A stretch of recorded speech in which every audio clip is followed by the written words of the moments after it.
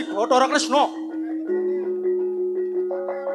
Datanke uraning pambudi mekar sarirane nyenggol bedori kae Kesawa. Dadi buta pitunggula gedhe.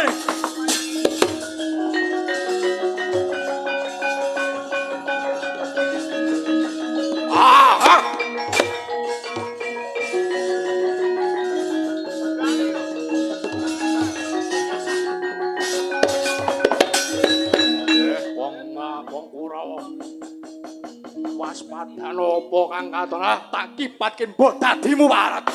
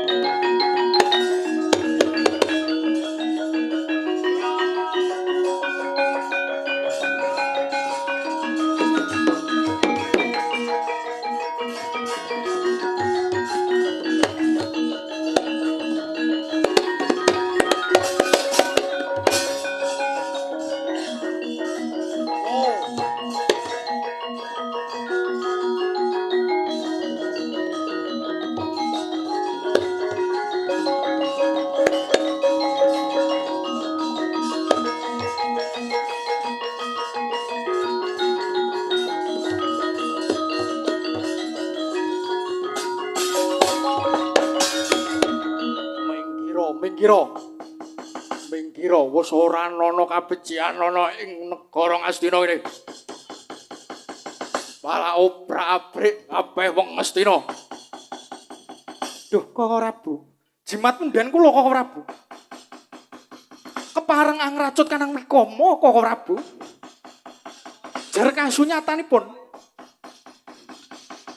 Jejeg doyonge lelampahan menika muhung mapan wonten kawicaksanan Paduka Koko Prabu. Walah taala.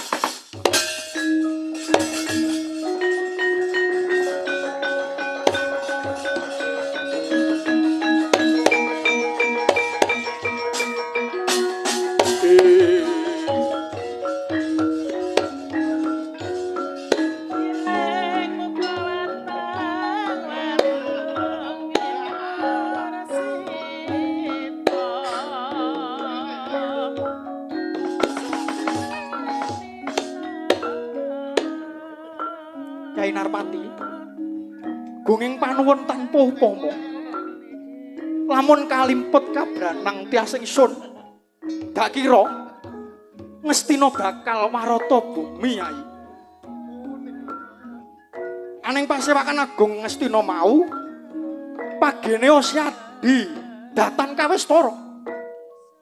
Koko Prabu.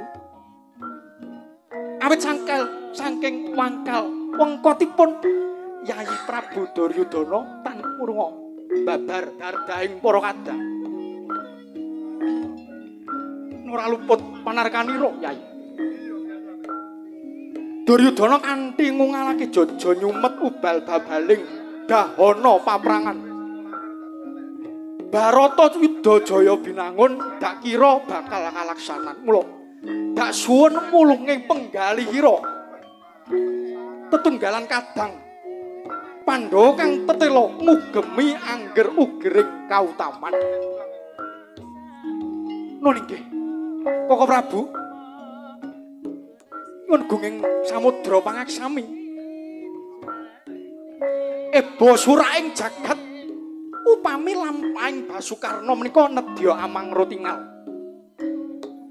Nadyan Pandhawa menika ugi kulit daging kula piyambak.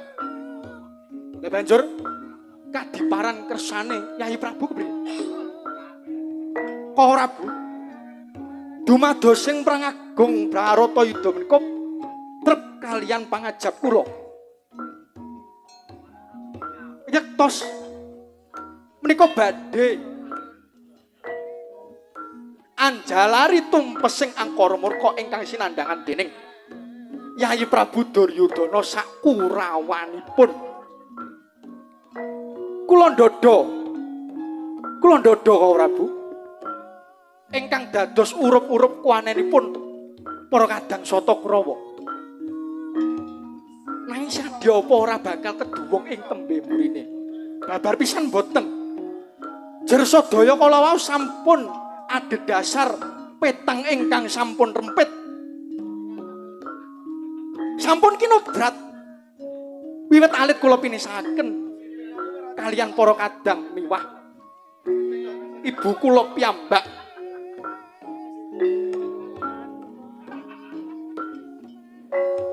Bapak Adirata miwah Bibi Nada menika ingkang diwasaken kula.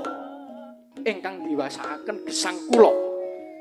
Lan ingkang muktekaken kula menika Yayi Prabu Duryudana mila saking menika. Kali-kalipun menika kedah kula labuhi sarana ampuh biat angorbanaken jiwa raga kula. Kula aturi pitados. Kula aturi pitados Koko Prabu. Bilangsa kula ing madyaning rana Madyalaga wonten ing perang suci mangke ujubing manah saged dados wahana enggal paripurnaning Baratayuda jaya winangun.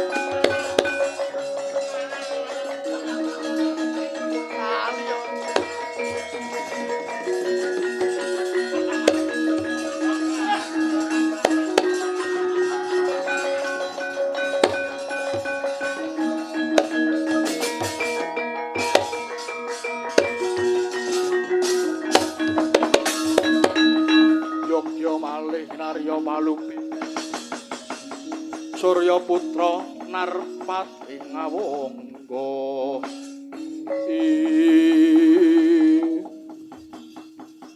putraku wong Sigit Basukarna jenengan iku sinten?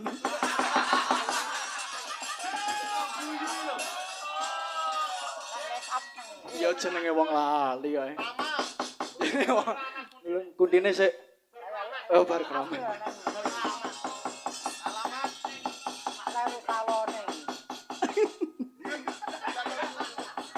Ibu Kunti. Aja to. Pancen mboten maiben, jejering ibu mboten badhe tegel wantala anapake lampan para putranipun sami dredah. Yektos kedah mapan jejering adil satraju datan ban cindhe ban siladan. Marma mengkono karena ayo kongsi luput ingkang dadi pamilihira paran papaning nista madyum yang utama